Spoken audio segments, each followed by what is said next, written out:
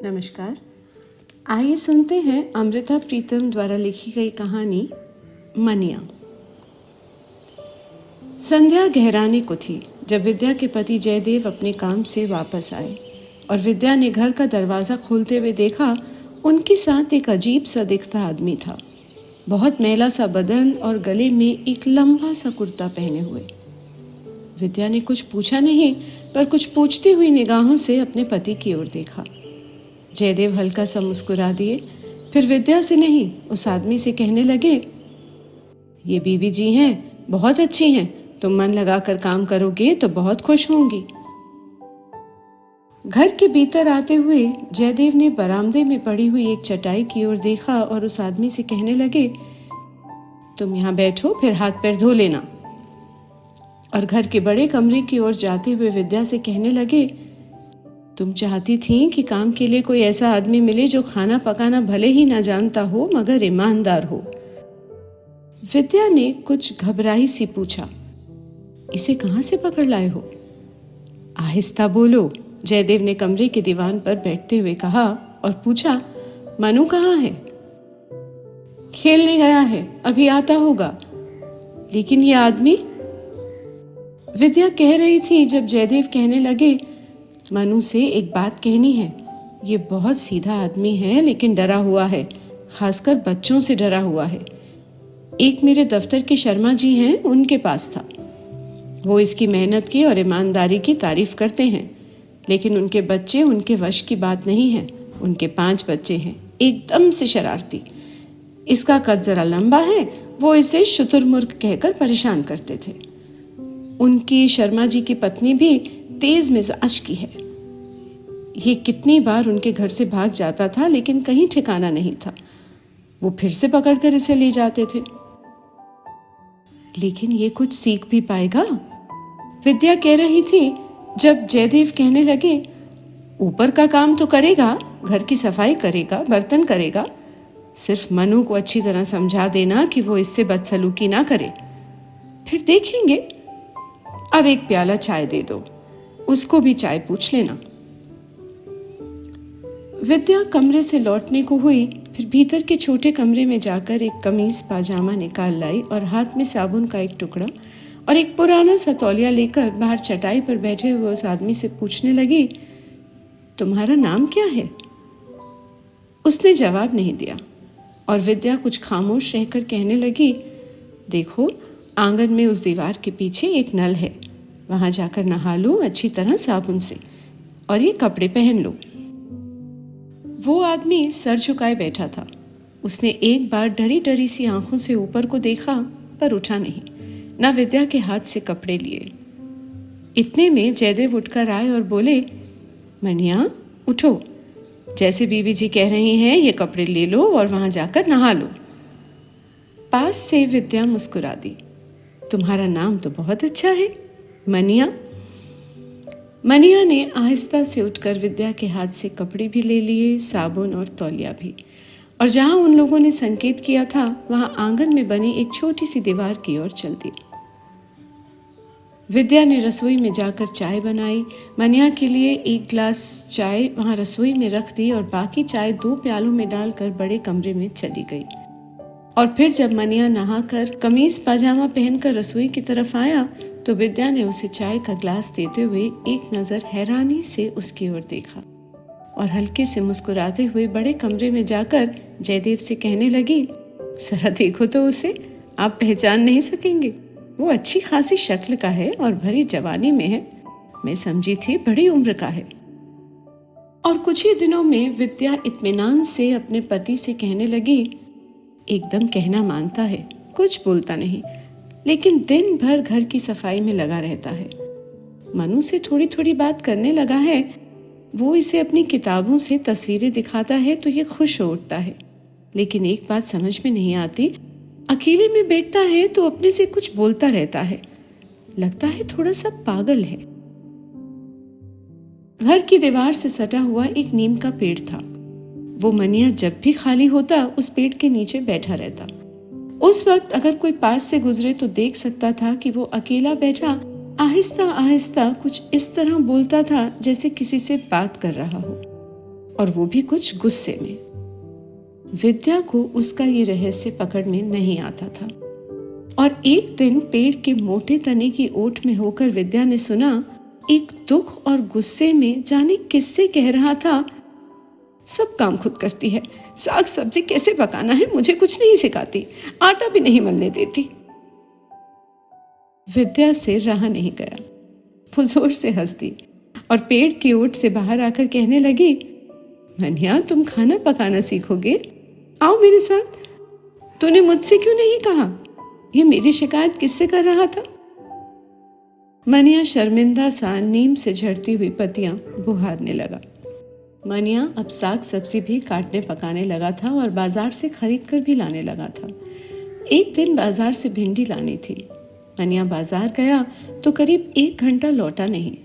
आया तो उसके हाथ के थैले में बहुत छोटी छोटी और ताज़ी भिंडियां थी, लेकिन उसका सांस ऐसे फूल रहा था जैसे कहीं से भागता हुआ आया हो। आते ही कहने लगा, देखो जी कितनी अच्छी भिंडी लाया हूँ, पास वाले बाजार से नहीं, उस दूसरे बड़े बाजार से लाया हूँ। विद्या ने भिंडी को धोकर छलनी में डाल दिया पानी सुखाने के लिए और कहने लगी, भिंडी तो बढ़िया है, क्या इस बाजार में नहीं थी? मनिया कहने लगा, इस बाजार में जहाँ आप लोग सब्जी लेते हैं वो आदमी बहुत खराब है, उसके पास पकी हुई और बासी भिंडी थी। वो कहता था मैं वहीं से ले जाऊं और साथ मुझे जहर भी दे देता था। जहर? विद्या चौंक गई और मनिया की ओर ऐसे देखने लगी जैसे वो आज बिल्कुल पागल हो गया हो। पूछा, वो तुम्हें जहर क्यों देने लगा? मनिया जल्दी से बोल उठा, इसलिए कि मैं उसकी सड़ी हुई भिंडी खरीद लूं। कहता था मैं जो सब्जी देता हूँ चुपचाप ले लिया करो, मैं रोज के तुम्हें 20 पैसे दूंगा, इस तरह के पैसे जहर होते हैं। विद्या मनिया की ओर देखती रह गई, फिर हल्के से मुस्कुराकर पूछने लगी कि ये तुम्हें किसने बताया था कि इस तरह के पैसे जहर होते हैं? मनिया आज बहुत खुश था, बताने लगा, माँ ने कहा था जब मैं छोटा था किसी ने मुझे किसी दूसरे के बाग से आम तोड़कर लाने को कहा था और मैं तोड़ लाया था। उस आदमी ने मुझे 50 पैसे दिए थे और जब मैंने माँ को दिए तो माँ कहने लगी, ये जहर तू नहीं खाएगा, जाओ उस आदमी के पैसे उसी को दे के आओ और फिर से किसी के कहने पर तू चोरी नहीं करेगा। और विद्या चुपचाप उसकी ओर देखती रह गई थी। उस दिन उसने मनिया से पूछा, अब तुम्हारी माँ कहाँ है? तुम उसे गांव में छोड़कर शहर में क्यों आए हो? मनिया माँ के नाम से बहुत देर तक चुप रह गया, फिर कहने लगा, माँ नहीं है, मर गई, मेरा गांव में कोई नहीं है। दिन गुजरते गए और विद्या को लगने लगा जैसे मनिया को अब इस घर से मोह हो गया है, खासकर मनु से, जो उसे पास बिठाकर कई बार कहानियां सुनाता है। और एक दिन जब मनु ने किसी बात की जिद में आकर रोटी नहीं खाई थी तो विद्या ने देखा कि मनिया ने भी रोटी नहीं खाई थी। एक शाम विद्या ने अपनी अलमारी खोलकर हरे रेशम का एक सूट निकाला जो उसे कल सुबह कहीं जाने के लिए पहनना था। देखा कि कमीज पर कितनी ही सलवटें थीं। उसने मनिया को कहा, जाओ अभी ये कमीज प्रेस करवा के ले आओ, बिंदिया से कहना अभी चाहिए। मनिया गया पर उल्टे पांव लौट आया और कमीज पलंग पर रख दी। विद्या ने पूछा, क्या हुआ, बिंदिया ने कमीज प्रेस नहीं की? वो नहीं करती। मनिया ने इतना सा कहा और रसोई में जाकर बर्तन मलने लगा। विद्या ने फिर आवाज दी, मनिया क्या हुआ, वो क्यों नहीं करती, जाओ उसे बुलाकर लाओ। मनिया उसी तरह बर्तन मलता रहा, गया नहीं। तो विद्या ने फिर से कहा। जवाब में मनिया कहने लगा, साहब आते ही होंगे, अभी मुझे आटा मलना है, अभी दाल भी पकी नहीं है और अभी चावल बीनने हैं, और मनु साहब ने कुछ मीठा पकाने को कहा था अभी। विद्या हैरान थी कि आज मनिया को क्या हो गया। उसने आज तक किसी काम में आनाकानी नहीं की थी। और विद्या ने कुछ ऊंची आवाज में कहा, मैं देख लेती हूँ रसोई में, तुम जाओ बिंदिया को अभी बुला कर लाओ। मनिया बर्तन वहीं छोड़कर गया, लेकिन उल्टे पांव लौट आया। कहने लगा, वो नहीं आती, और फिर चुपचाप बर्तन मलने लगा। विद्या की पकड़ में कुछ नहीं आ रहा था। वो सोच रही थी, जाने क्या हुआ, बिंद्या ऐसी तो नहीं थी। इतने में दरवाजे की ओर से बिंद्या की पायल सुनाई दी और वो हंसती हंसती आकर कहने लगी, आप मुझे कमीज दीजिए, मैं अभी प्रेस किए लाती हूँ। पर हुआ क्या है, विद्या ने पूछा तो बिंद्या हंसने लगी। मनिया से पूछो, वो तो कुछ बताता नहीं, विद्या ने कहा और भीतर जाकर कमीज ले आई। उसने फिर मनिया की ओर देखा और पूछा, बोलो मनिया, क्या बात हुई थी?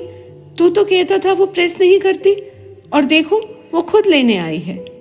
मनिया ने ना इधर को देखा और ना कोई जवाब दिया। बिंद्या हंसती रही और फिर कहने लगी, बात कुछ नहीं थी, ये जब भी आपके कपड़े लेकर आता था मैं इसे मजाक से कहती थी, देखो इतने कपड़े पड़े हैं, पहले ये प्रेस करूंगी और फिर तुम्हारे कपड़े, अगर अभी करवाना है तो नाच कर दिखाओ।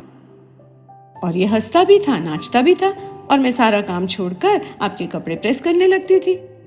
आज पता नहीं क्या हुआ, मैंने इसे नाचने को कहा तो ये वहां से भाग गया। मैंने मजाक में कहा था अब मैं कमीज प्रेस नहीं करूंगी।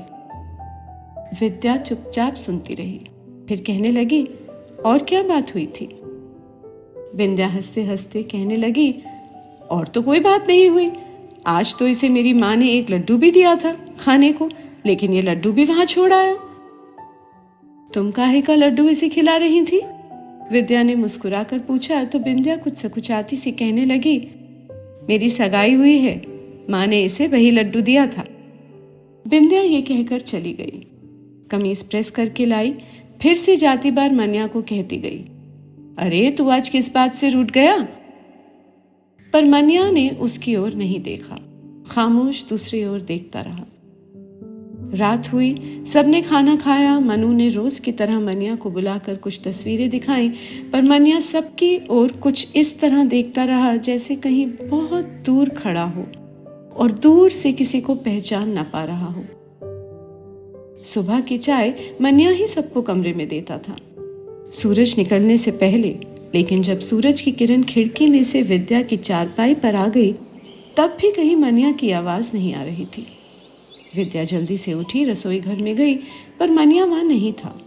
जयदेव भी उठे, कुछ परेशान हुए, पर विद्या ने कहा, आप घबराइए नहीं, मैं बाहर नीम के पेड़ तले देखती हूँ, वो जरूर वहीं होगा। और जिस तरह एक बार आगे विद्या ने हौले से जाकर पेड़ के तने की ओट में होकर मनिया को देखा और सुना था, वहां गई तो मनिया सचमुच वहीं था, अपने में खोया सा, कहीं अपने से बाहर बहुत दूर, और कांपते से होठों से बोले जा रहा था, जाओ, तुम भी जाओ, तुम भी अलसी हो, तुम वही हो अलसी, जाओ। विद्या ने मनिया के करीब जाकर उसके कंधे पर हाथ रख दिया और आहिस्ता से कुछ इस तरह बोली जैसे नीम के पेड़ से नीम की पत्तियां झड़ रही हों।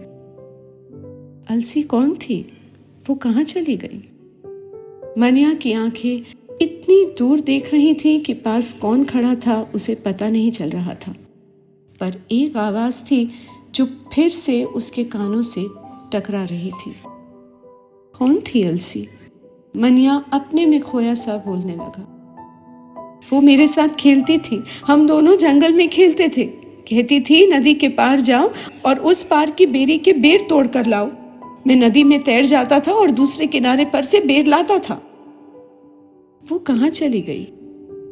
विद्या की आवाज हवा के झोंके की तरह उसके कानों में पड़ी तो वो कहने लगा, अलसी का ब्याह हो गया, वो चली गई। विद्या ने मनिया के कंधे को झकझोर दिया, कहा, चलो उठो। मनिया ने एक बार विद्या की ओर देखा पर कहा कुछ नहीं। उसी तरह फिर खला में देखने लगा। विद्या ने एक बार फिर पूछा, अलसी ने जाते समय तुम्हें कुछ नहीं कहा था?